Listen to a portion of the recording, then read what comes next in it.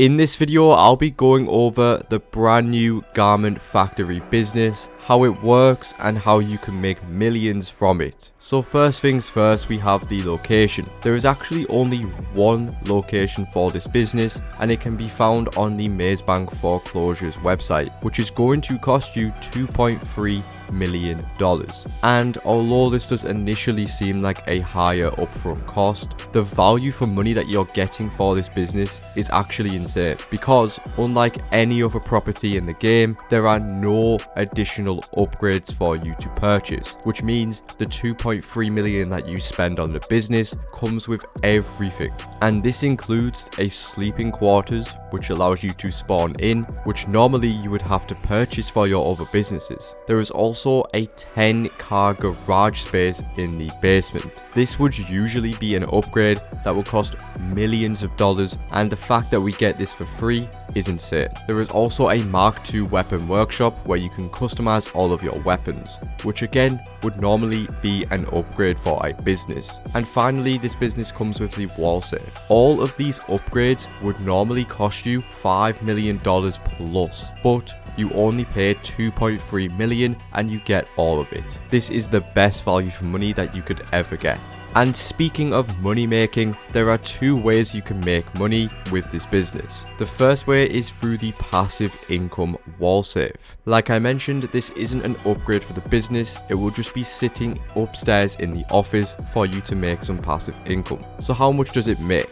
Well, this will generate $1.5 to $2,000 every in-game day. Now, the way this will generate money is actually from the Garment Factory staff. You see the women upstairs making the clothing? Well, that is how the money is going to be added to your safe. Although this is passive income, the only real downside to this is that it's barely any earnings, which makes it one of the worst safes out of any business. But it is still passive income, so you can collect that whenever you want for some extra money. But the main way to make money is through the mini heists, which are called FIB Files. These work just like every other robbery that we have seen with the auto shop or the salvage yard. And this is the main way to make money with this business. You can access these FIB files by going to the computer inside of the factory, or you can actually use the new Darnell Inc. app on your phone.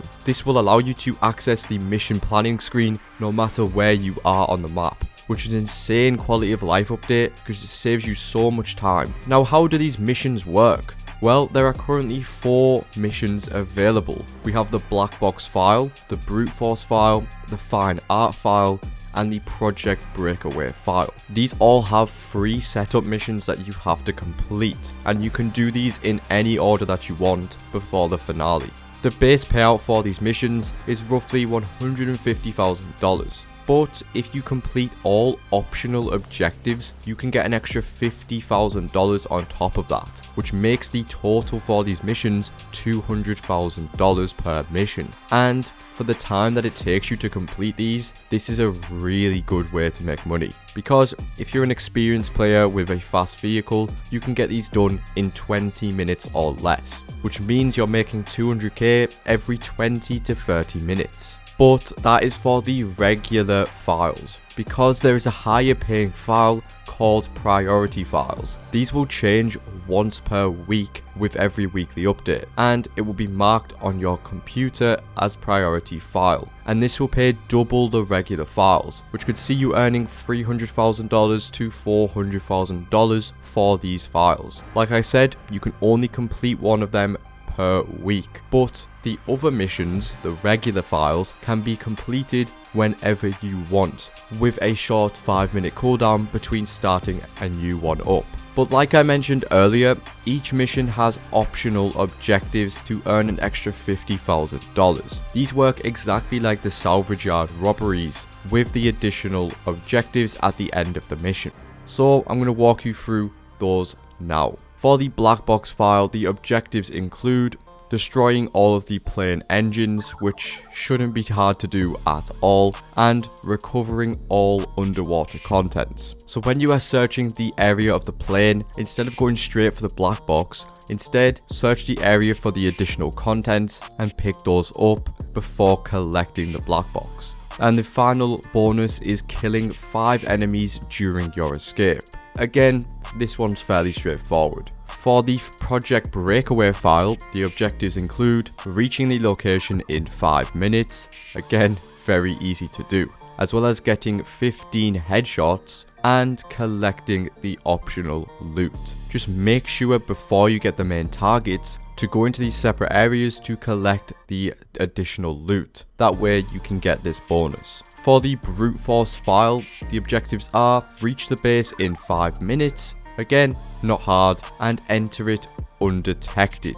You should easily be able to do that by stealthily going past the guards. And the final objective is to destroy 5 vehicles during your escape using the Scarab. This one is a little bit more time consuming because the weapons on the Scarab aren't the greatest. So when an enemy gets close, press E on PC to activate the EMP explosion, which is going to damage the vehicle, and then you can try and finish it off with the lasers. But finally, for the Fine Art file, the objectives are completing the mission undetected. That one isn't hard at all. Then flicking the switch within 60 seconds. Again, easy to do, not hard at all. And finally, collect all cabinet contents. This one is simple, just don't go for the main target inside of the cabinet, go for the 2 others on either side and collect those first. Then you can steal the main target. But those are the optional objectives explained, which should earn you an extra 50k on top of your mission.